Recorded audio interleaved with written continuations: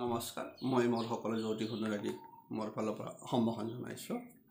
মই আপোনালোকৰ লগত আজি এটা খুব গভীৰ বিষয়ৰ ওপৰত আলোচনা কৰিম। সেইটো হ'ল আমাৰ হাতৰ ওপৰত। কিন্তু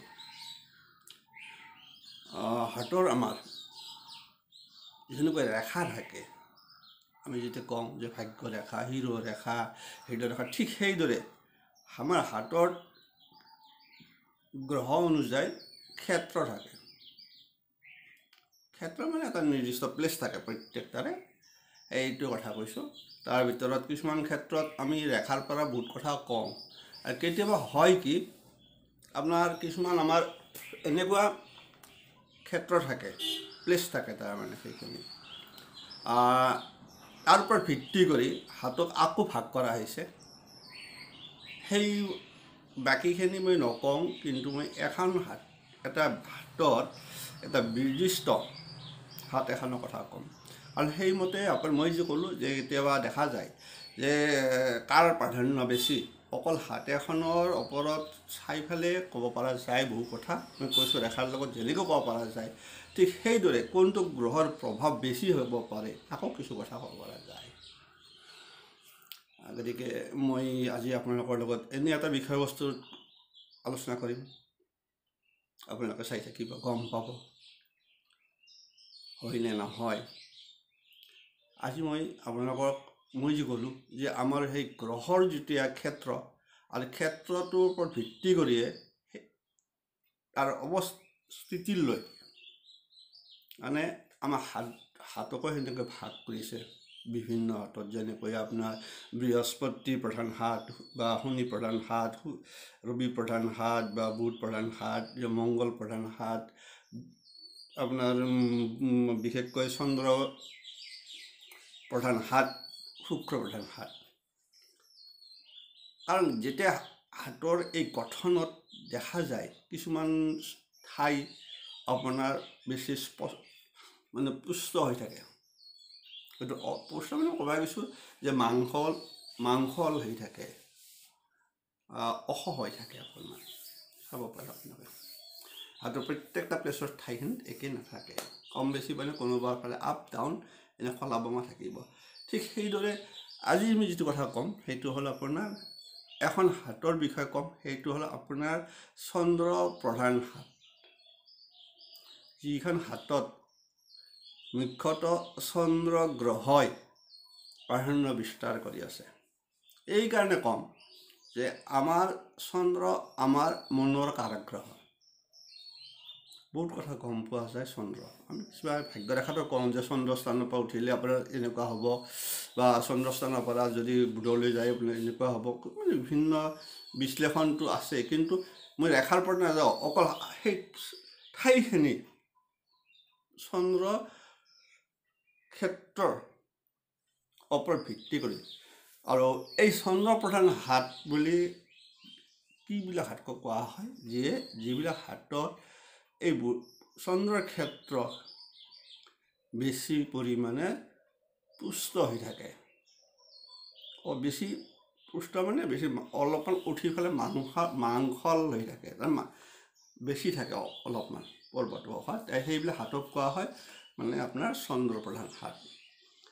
গতিকে এতিয়া মই ক'ব বিচাৰিছোঁ যে এই হাতৰ যদি থাকে সেই জাতকৰ মানসিক বৈশিষ্ট্য, সেই জাতক কোন ছাইডত বা কি হালত গুচি যালে বেছি লাভৱান হ'ব পাৰে, আপোনালোকে হাতৰ সেই অংশখিনি চাইও ক'ব পাৰে।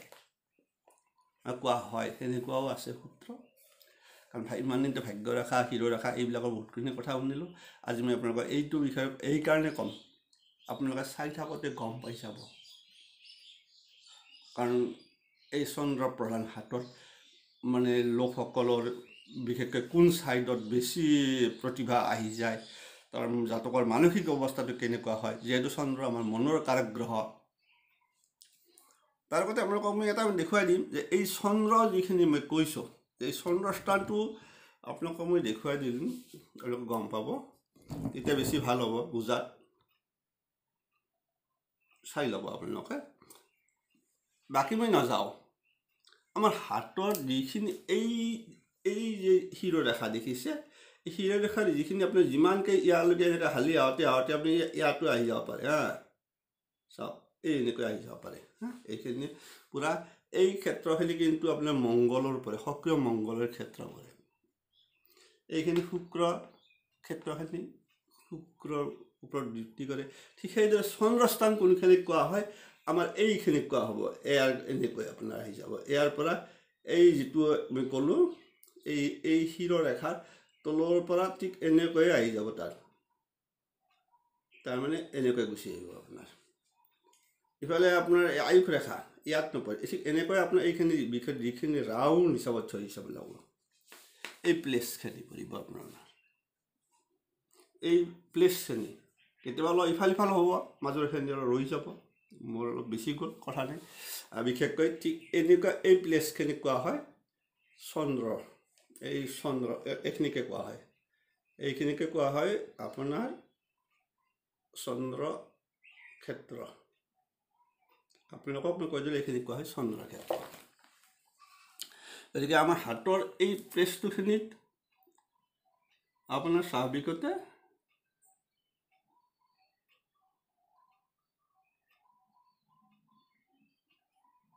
এইখিনিত আপোনাৰ যথেষ্ট আহি যাব ঠিক এইখিনিতে আপোনাৰ ঠিক এনেকুৱাকৈ এইখিনিকে কোৱা হ'ব চন্দ্ৰক্ষেত্ৰ এই চন্দ্ৰক্ষেত্ৰৰ ওপৰত ভিত্তি কৰি এজন মানুহৰ কেনেকুৱা হয় দেখুৱাই দিলোঁ মই সেই প্লেচখিনি আপোনালোকৰ বিশেষকৈ এতিয়া আপোনালোকক মই বস্তুটো অকণমান এইটোৰ ফালৰ পৰা আহিলোঁ দেখুৱাই দিলোঁ যে আপোনালোকে গম পালে যে এইখিনি হ'ল আমাৰ চন্দ্ৰক্ষেত্ৰ এইখিনি কিন্তু মংগলৰ ক্ষেত্ৰ এইখিনি আপোনাৰ ৰাহুৰ ক্ষেত্ৰ বুলি কয় আৰু তোৰখিনি এইখিনিক কোৱা হয় কেতুৰ ক্ষেত্ৰ ইয়াতো শুক্ৰ এইটো আপোনাৰ নিষ্ক্ৰিয় মংগলৰ ক্ষেত্ৰ ঠিক এইদৰে এইটো বুধৰ ক্ষেত্ৰ এইটো বা সেনেকুৱা গোটেইখিনি গুচি যায় এইটো বিশেষকৈ আমাৰ আলস্য বিষয়ৰ ওপৰতে আহক নহ'লে এনে মিছামিছি দীঘল হৈ যাব গতিকে যিসকল জাতকৰ এই হাতৰ এই ঠাইখিনি বেছি মাংস হৈ থাকে মাংস বেছি পৰিমাণে থাকে অথবা মাংস হৈ থাকে আৰু তেতিয়া কোৱা হয় বেছি পুষ্ট হৈ থাকে তেতিয়া কোৱা হয় সেই হাতখন চন্দ্ৰপ্ৰধান হাত আৰু এই হাতৰ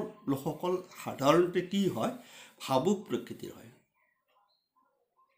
আৰু এইসকল জাতক জাতিকে সাধাৰণতে কল্পনা ৰাজ্যত বাস কৰে বুলি কয় বহুত সপোন দেখে সপোনৰে শেষ নাই কাৰণ মনৰ কাৰগ্ৰহ যিহেতু এনেকুৱা কথা হয় এই জাতকসকল অতি ভ্ৰমণ কৰি ভাল পায় চাব পাৰে সেইসকল জাতক কিছুমান জাতক আছে আপোনালোকে খুব ভ্ৰমণ বেলেগত গৈ ভাল পায় এই জাতকসকলৰ আন এটা বৈশিষ্ট্য হ'ল এই জাতকসকলে প্ৰেমৰ ক্ষেত্ৰত প্ৰেমিক হয় কিন্তু প্ৰেম কৰিলেও এইসকল জাতক জাতিকাৰ মনত দৈহিক সম্পৰ্ক স্থাপন কৰাৰ ইচ্ছা নাথাকে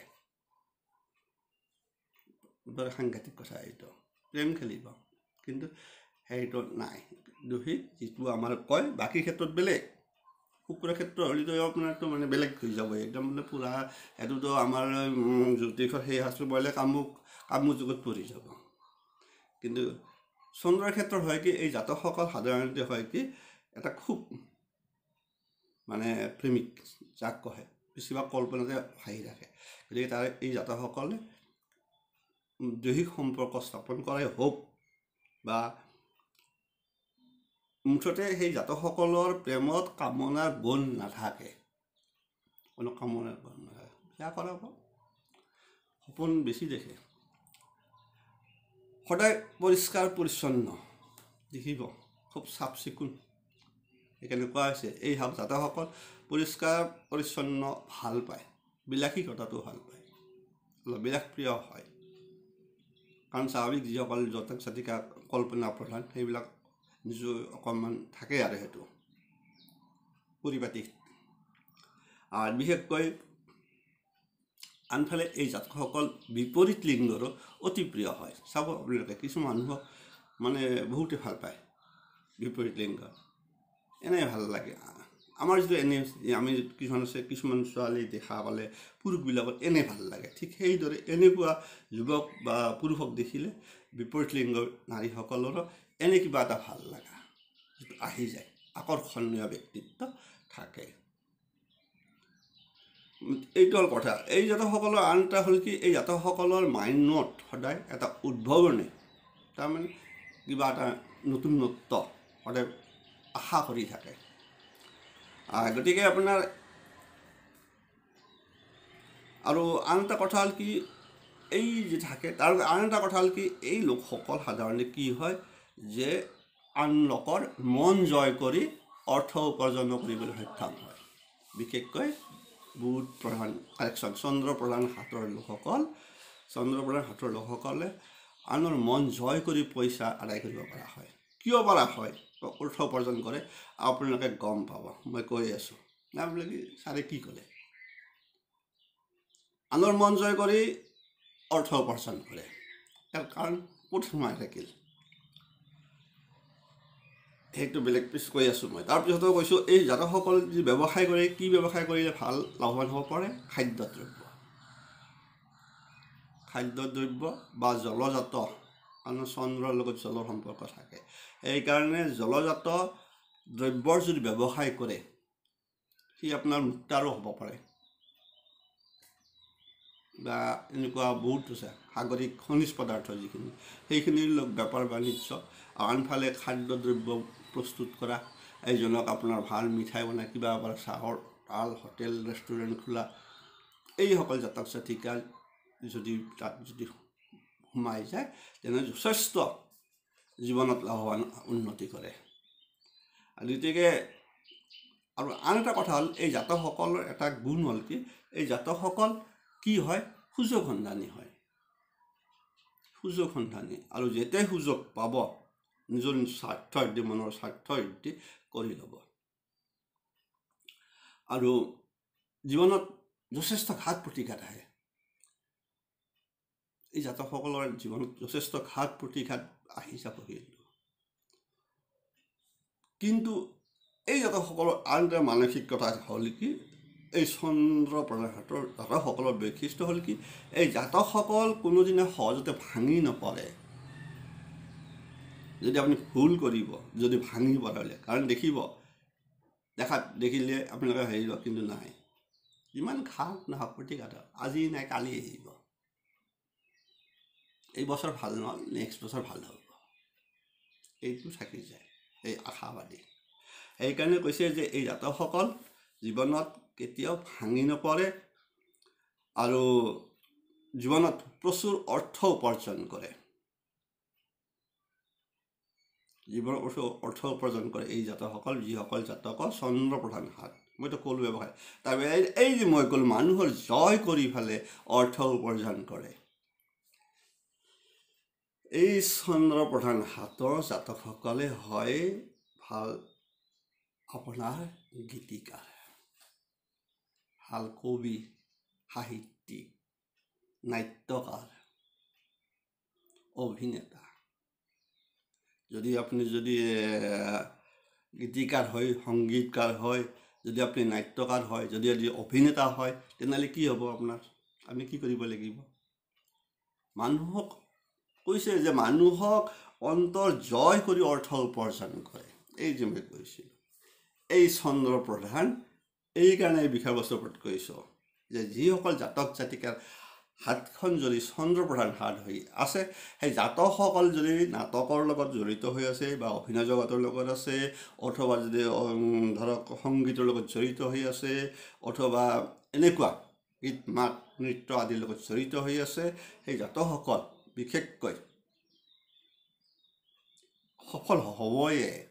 এই যে ক'লো ভাঙি নপৰে, ক'ৰবা কাৰণত এইবাৰ ক'ৰবাত কিবা বেয়া হ'ল, নেক্সট আশাবাদী, কবি সাহিত্যিক হয়, কোনোবা এখন কিতাপ লিখিলে তাত বেছি প্ৰফিট নহ'ল, নেক্সট আকৌ লিখিব, কি ভুল হ'ল, আৰু কিবা কল্পনা ৰাজ্যত আৰু নিশ্চয় কিবা এটা ভুল, আৰু ইয়াতকৈ কি আকাৰত লিখিলে মানে ছাকচেছ হ'ব, গতিকে আকৌ কৰিম আৰু লিখিব। নাট্যকাৰ হ'লে এখন নাটক এইবাৰ ফ্লপ বুলি কয়, আমি কওঁ যে নাটকখন সিমান সুৱাল নহয়, কিন্তু যিজনে লিখিছে নাট্যকাৰ সেইটো গমেই পাই আছে না, নে নাটকখন মোৰ ক'ত ভুল হৈ গৈছিল, গতিকে ভাঙি ক'ত পৰিব, নেক্সট বাৰ আকৌ লিখিম ভাল, সেইবাৰ ছাকচেছ হ'ব। আৰু যেতিয়া ছাকচেছ হ'ব, আকৌ যেতিয়া আপোনাৰ হৈ যাব, তেতিয়া বা যিকোনো অভিনেতাৰ কথা কোনোবা নাটক এখনত মানে তেওঁৰ চৰিত্ৰৰ ক্ষেত্ৰত আহি গ'ল, সেইবাৰ বা কাৰণ সেইটো চৰিত্ৰ কৰিলে কিন্তু চৰিত্ৰ ফুটাব নোৱাৰিলে। অভিনেতা ভালে কিন্তু চৰিত্ৰটো মানে মানে ফুটি তুলিব নোৱাৰিলে, যাক আমি কৈছোঁ এনে যিহেতু অভিনেতা। গতিকে নাটকৰ চৰিত্ৰৰ ক্ষেত্ৰত হয় কি যে নাটকটোৰ চৰিত্ৰৰ যদি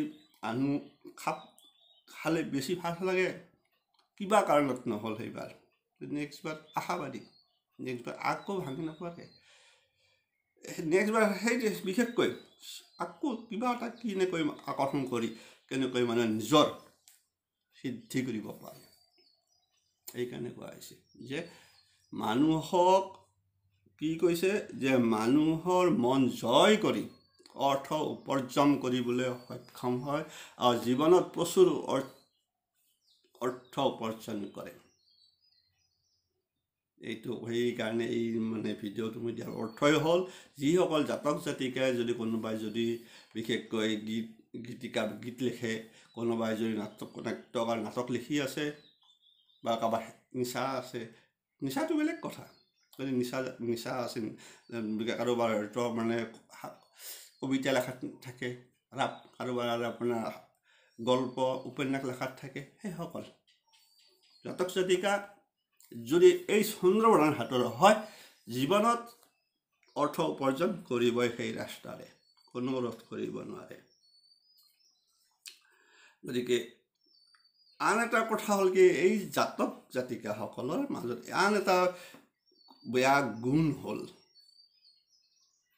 থাকে, ভালটো পালেই বহুত থাকিব, খামখেয়ালি মনোবৃত্তিৰ হয়।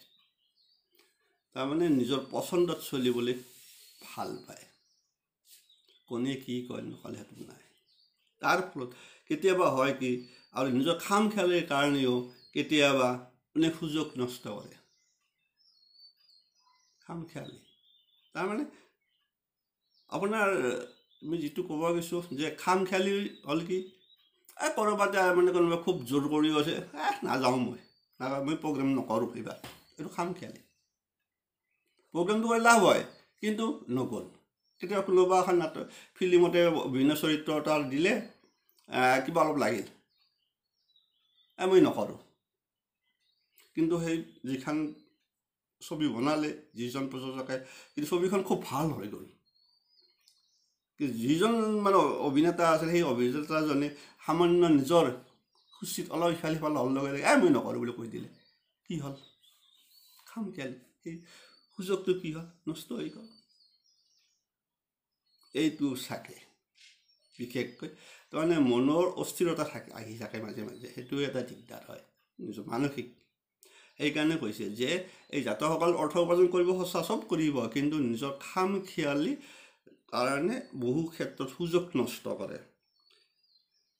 যদি এই জাতকসকল বা এই ব্যক্তিসকলে ধীৰ স্থিৰভাৱে জীৱনত অগ্ৰসৰ হয়, জীৱনত সফল হ'বয়ে। অৰ্থাৎ নিজৰ খামখেয়ালি মনোভাৱটো ত্যাগ কৰিলে এই জাতকসকল আপোনাৰ উন্নতি লাভ কৰিব। গতিকে মই যিসকল জাতক জাতিকাই ঠিক এই ছাইডত গুচি গৈছে ইতিমধ্যে, বিশেষকৈ নতুন যুৱচামক কৈছোঁ, কোনোবাই গৈছে নিশ্চয় ৰাফ্ট আছে, তেতিয়া আপোনালোকৰ হাতখন যদি এই চন্দ্ৰপ্ৰধান হাত হয়, বাকী ৰেখাতটো আহিব, কিন্তু যদি চন্দ্ৰপ্ৰধান হয় তেনেহ'লে আপুনি নিশ্চয় এদিন সফল হ'ব। মই সেইকাৰণে দিছোঁ ভিডিঅ'টো, হ'ব আপোনালোকক মই কৈ দিছোঁ। গতিকে এৰিছোঁ, যিসকল যুৱক যুৱতী ধৰক আপোনাৰ সংগীতৰ ৰাপ আছে, যিসকল মানে কবিতা লেখে, যিসকলে উপন্যাস লিখি আছে, যিসকলে অভিনয়ৰ লগত জড়িত হৈ আছে, এইবিলাক জাতক জাতিকাসকলৰ যদি এনেকুৱা যদি এই অংশখিনি যদি মাংসল হৈ আছে, পুষ্ট হৈ আছে বেছি পৰিমাণে, বুজি ল'ব আপুনি জীৱনত সফল হ'ব। আপুনি লাগি থাকক, একো নাই। এৰিছোঁ, চাব যিসকল ইতিমধ্যে সফল হৈছে, মই বাৰু কৈছোঁ এচামেতো সফল হৈছে জীৱনত, আপোনালোকৰ হয় নে নহয় নিজে চাব। মোৰ যিখিনি কথা কৈছোঁ, তেতিয়া আপোনালোকে ক'ব যে ঠিকেই কৈছে, হস্ত ৰাশি মই কৈছোঁ হস্তৰেখাই মিছা নকয়। আপোনালোকে চাওক মোৰ হাতখন এতিয়া গম পায়। আপোনালোকক দেখাই দিছোঁ মোৰ হাতখনত বিশেষকৈ এইখিনি চাওক প্লেছ আপোনালোকে চাওক। আপোনালোকে চালে চন্দ্ৰ প্ৰধান হাত, মোৰ হাতখন চন্দ্ৰ প্ৰধান প্ৰভাৱ বেছি আছে। সেইকাৰণে মই কিছু পৰিমাণে খামখেয়ালি বৃত্তি। মোৰ নিজৰ চেম্বাৰ নাই, চেম্বাৰ যদি খুলি বহি থাকোঁ ৰাতিপুৱাৰ পৰা মোৰ তাত মানুহ নাহিব যেনে, এইটো এটা খেয়ালি মনোবৃত্তি। হ'ব শুনি ৰাতিপুৱাৰ পৰা বহি থাকে, এইটো খামখেয়ালি। মোৰ নিজৰ চাৰিত্ৰিক গুণ কথা কৈছোঁ, মই পাইছোঁ নিজে। কাৰণ মই ইচ্ছা কৰি আজি যদি মই নাথাকিল হয়, মই হয়তো ইতিমধ্যে চেম্বাৰ কৰি নলবাৰী টাউনত বহি থাকিলোঁ হয়। খামখেয়ালি। কোনে ৰাতিপুৱাৰ পৰা বহি থাকে, 8টাৰ পৰাই মানুহ ৰখি থাকিব, গোটেই দিনটো মানে আহি থাকিব, কাক চাই থাকিম কিমান। তাতকৈ অনলাইনতে কৰি থাকিম।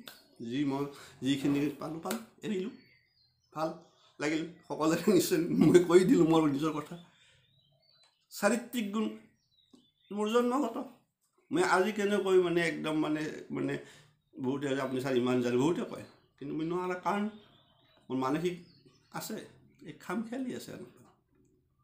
মন গ'লে মই চাই দিম, মই কওঁ ন চাই দিম, কাৰোবাক মন গ'লে চাই দিম, কাৰোবাক এনেই কৈ দি আছোঁ, কাৰোবাৰ বিচাৰত বহুতকে এনেই কৈ দিওঁ, ছাৰ আপোনাৰ স্কিনাৰ নাম্বাৰটো দিয়ক, হ'ব। এইটোৱে হ'ল আমাৰ এইটো খেয়ালি মনোবৃত্তি। এইবিলাক এইটো মোৰ জন্মগত।